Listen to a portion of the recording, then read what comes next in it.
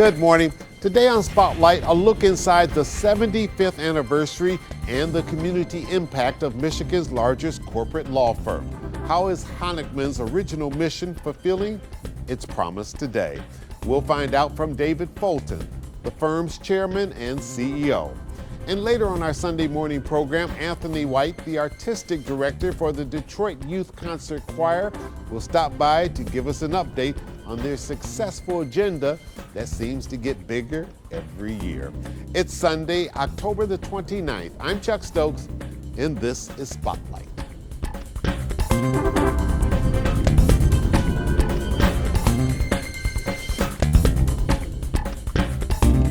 David Foltyn, welcome to Spotlight. Good having you back. You're doing well? Great. Thank you for having me, Chuck. It's certainly a pleasure. All right, so Channel 7 and Honigman, we have something in common. We're both celebrating the 75th anniversary. How are you marking this over at the firm that started way back in 1948?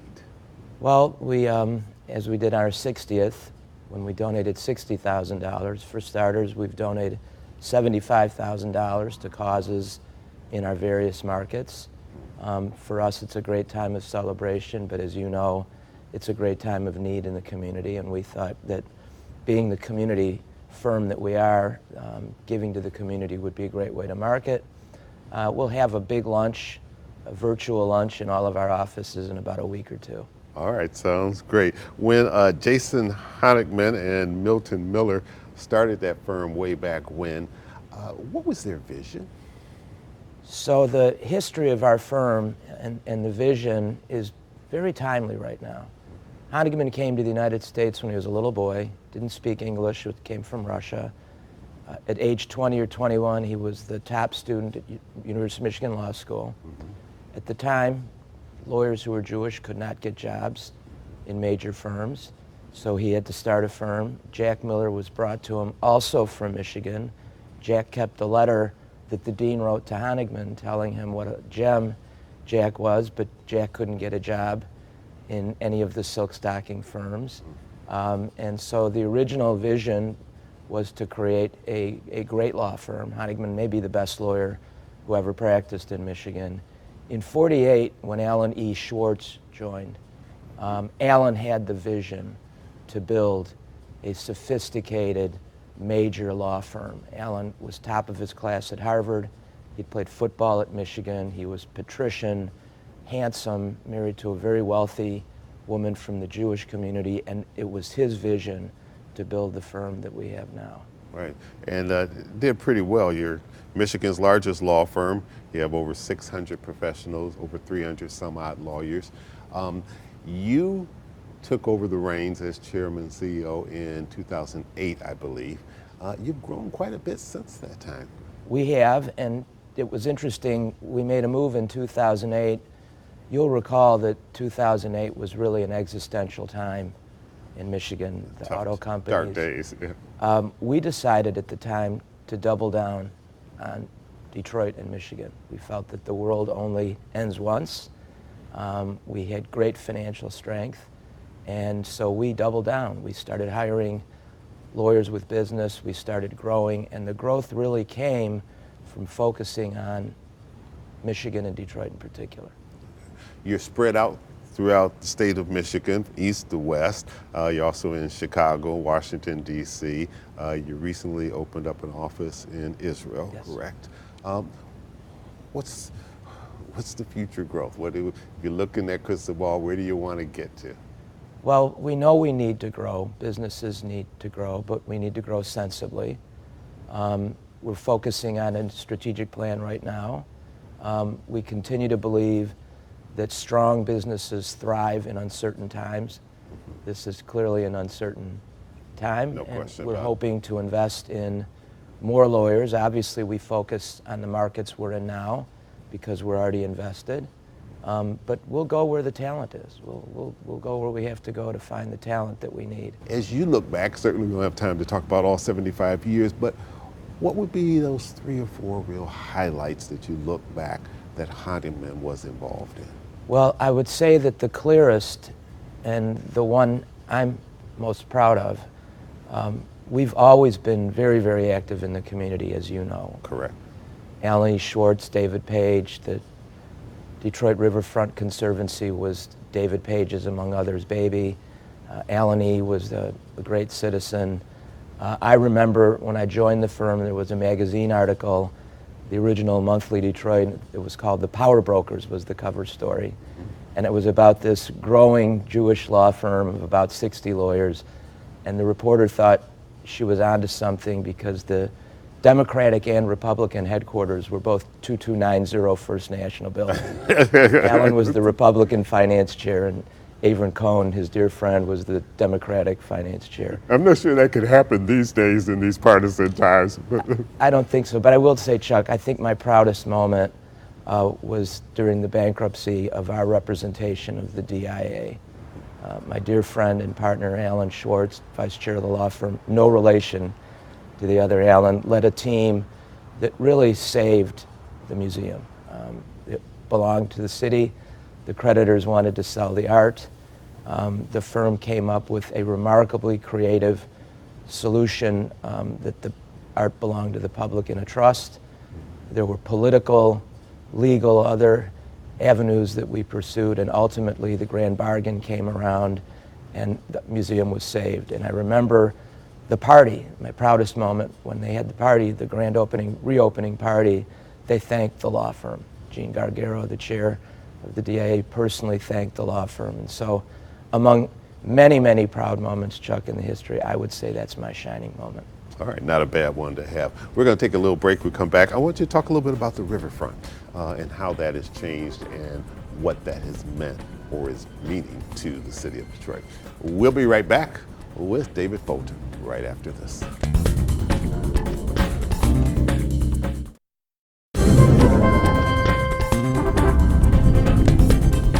Welcome back to Spotlight, talking to the chairman and CEO of Honigman, the Detroit Riverfront. It just recently opened up the East Riverfront. When I think back to my early days here and going down there, and it was cement everywhere, and to look at it now and the awards that it's getting, that's having a major impact in so many different ways. Honigman was right smack dab in the middle of them.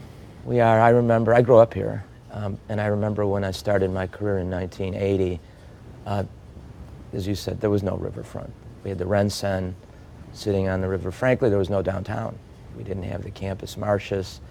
Today, it's so vibrant, so beautiful. Beautiful sunny days. Our folks go down, walk across the Jefferson, go walk around, run, jog. It's just amazing to see what's happened, and it's such a beautiful riverfront from really being kind of a dump. And what people don't realize is that to get all the things done that had to be done, there's a lot of legal maneuvering and legal work that goes on behind the scenes. People see the ribbon cutting, but they don't know what it took to get to that ribbon cutting. Well, we're very proud. We've been a major part of the modernization of the city. We've been in almost every building purchase, almost every renovation, new building, and the same was true for the riverfront. My late partner, David Page, and mentor and dear friend, was really instrumental in getting the riverfront off the ground, and the energy that was spent, all the moving parts, it's just extraordinary, but the results are magnificent. David Foltyn, how important has equity, diversity, inclusion been during your term leading that law firm? The core values of our firm are the same now as they were 75 years ago. Integrity, promotion of the best lawyers, recruiting the best lawyers, and to keep up with times, cultures have to change. Mm-hmm. And so it's ingrained in our history, equity and inclusion, diversity. Ours is a very creative business, believe it or not. And you can't have a creative business without diverse thinking. You just can't have it. And so we've been very committed to it. We have a diversity, equity, inclusion, social responsibility partner, Kalila Spencer. Kalila's been at the forefront of DEI in law. She's a leader. She was a leader in the racial and social justice movement. We were at the forefront of that.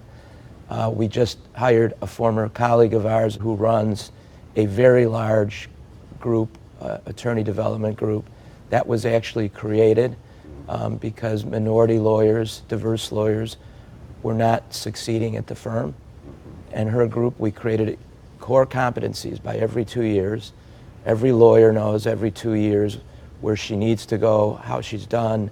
All of that was created with diversity, equity, and inclusion in mind. And like everything else we do in that area, everybody benefited. White men have benefited from that program. And so we're very committed to it. Chuck, we recognize that it doesn't start in law school. It's too late in law school, so we have a number of programs. We work with Cody High School. We have something called the Honigman Academy. Been going on for 7 or 8 years now. We take 20 students who are interested in the law for credit. They take a course at the firm. We bring them downtown. And because a lot of them are not going to go to law school, we don't just show and tell. We show them that there are jobs in law firms, project managers, accounting, finance, things that you can do in a law firm with a 2-year degree or out of school. It's been a remarkable program for us. We've already hired 2 folks out of it as interns. Kalila runs it. Our folks love doing it, but it's really been a great thing for us. And so we are very committed to DEI. And I always tell my colleagues, some of us have it in our heart. But even if you don't, you're running a business, and you can't have a successful business that isn't diverse. You can't think, you can't develop a creative product unless you're diverse. And so we're very committed to it. And you know, when I think back to it, you talked at the very beginning about how the original founders of this firm were discriminated against because of their religion. And so this kind of goes full circle that having been in that position probably makes you all say even more, we got to make sure that we don't become guilty of the same thing 75 years later. I think that's exactly right. And I will say, you know, Alan, Avery Cohn, they were very much ahead of their time in terms of diversity. We weren't using words like DEI when they were active in the community, but right. they were behind it. It's in our blood. I think, you know, once you've been an underdog, you recognize the importance of opening up the world. One quick final question. We mentioned earlier that you recently opened up an office in Israel. With all that is going on now, I imagine that puts tremendous pressure on that relatively new office, but also just society as a whole? Well, we have 6 people there, and a 7th who is based here but who travels there often. And you know, it's horrible what they've gone through. For them, it's not political. The hearts of our people go out to them. We have regular reports. We have one young man who's in the reserves. He's been called up to duty. Everybody, it's a small country, be as if something happened in Detroit of that magnitude. They all know someone. And they're going through a lot. They're a very resilient team. We give regular reports to our colleagues who are very, very concerned about them. And as of late, all the reports have been positive and upbeat. And so our hearts go out to them. You know, it's personal. We have an office there. And so it's deeply personal to us. They're our partners and our friends, and their families are part of our family. But we're doing the very best we can to be as resilient as we can in these circumstances. David Foltyn, thanks so much for coming in, talking about the impact that Honigman has had on this community, this state, and that it's now having on this country as well. And best of luck with the next 75 years. All right. And when Spotlight returns, I'll sit down with Anthony White. He is the artistic director for the Detroit Youth Concert Choir. We'll be right back.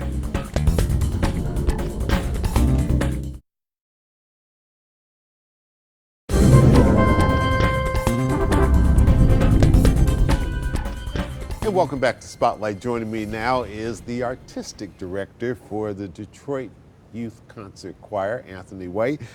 Bring us up to date. What have you been working on? You got some upcoming events. Let's talk about that before we even get to the docu-series. Wow. So our the Detroit Youth Choir has been doing it since 2019, but actually we go all the way back to 96. But recently, of course, we've been on America's Got Talent again. Right. So the second Got time. another golden buzzer. Yeah, we got another golden buzzer from Terry Crews, and the kids were so happy about that. We came in like 7th place in AGT All-Stars. Sure. So when we got back from there, we just nonstop performing, nonstop shows. We actually did our first Broadway show once on this island. And after that, of course, we have our annual Christmas show coming up, right. December 15th at the Dearborn Performing Arts Center. All right. And right here I have our haunted house that we have actually this weekend. It's Saturday and Sunday. That's a performance concert. Okay. Yeah, it's so like this Sunday. Yes, this Sunday. It's like something for the kids. It's our theater department, and a lot of people don't understand that we're more than a choir. So we do theater, dance, and of course choir. And also we have our single out titled Poppin', and that's from our new album that's forthcoming. So if we can get the word out, we always auditioning. We always need young people to fill gaps, to fill holes in our organization, because my dream is to have over 250 young people in our choir. Wow. And what do you have now, roughly? We're around 100, a little over 100 But you want to get students. up to 250. Yeah, 250, because there's always graduating classes happening with the Detroit Youth Choir. We graduate 100% of our young people yearly. There's also mentorship involved in this. Oh, This for is sure. about more than just theater and music Yes. and dance. It's also about making sure these young people know that this is a road to success in whatever field of endeavor they want to go into. Yes, Correct? for sure. We have a college readiness program, and we also have different ways that we put these young people in front of corporate people, people that can teach them and they can grow from. It's not just, okay, we about to get up and sing, and the kids are like, Mr. White, why are we singing in Grand Rapids? Why are we traveling to New York sometimes? And I tell them to be in front of those people that can make them who they want to be. All right, we're going to take a little break. We're going to come right back, and we're going to talk about this docu mini-series you got coming up. We'll be right back. Stay with us.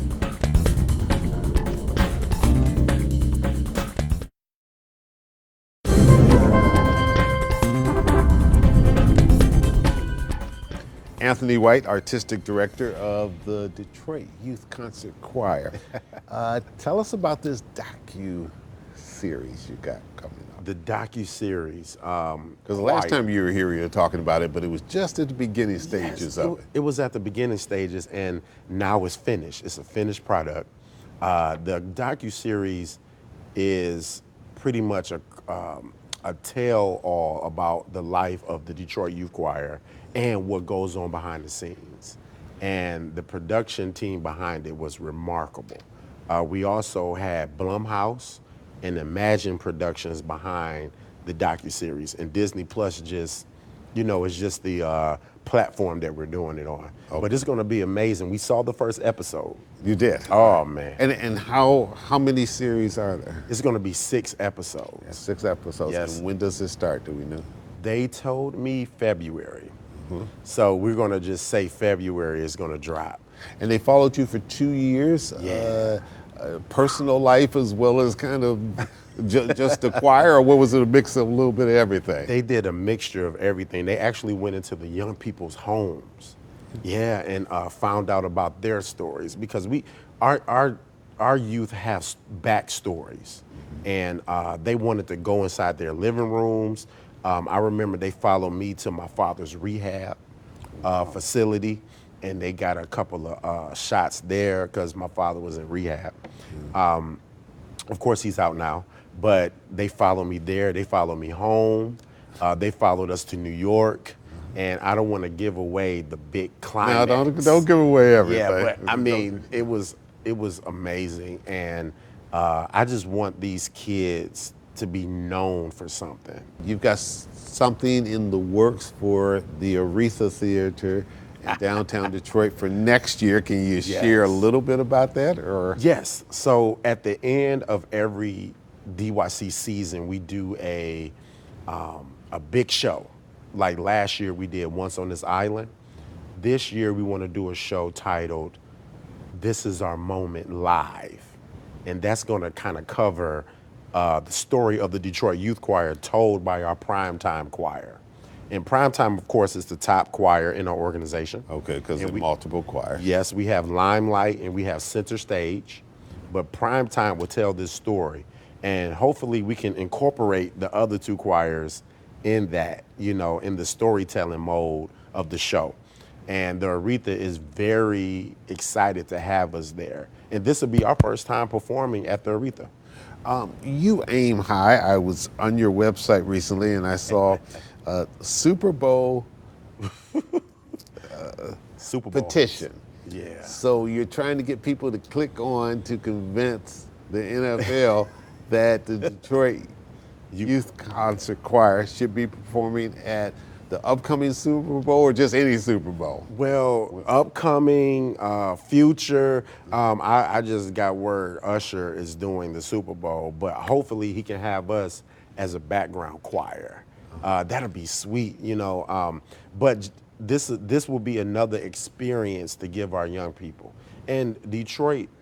And another huge audience. Yes, and you know, the Super Bowl is the biggest show in the world in February, right? So why not have the Detroit Youth Choir on the ticket? Let's do it. All right. Well, you're working hard and you're getting great accolades everywhere, and you're representing Detroit at the highest level. And we certainly appreciate that. And we're glad that you're keeping your headquarters right here and you haven't jumped off and relocated to Hollywood yet. No, not yet. All right, let Hollywood come maybe here. Maybe one day, but I see us being here for a long time. The Detroit Youth Choir is here to stay. All right, Anthony White, good talking Thank to you you. much. Right. Thanks for bringing us up to date, and we'll keep track of it. Thank you so much. And I'm Chuck Stokes. We'll be back next week with more newsmakers in the spotlight. We hope you have a great week.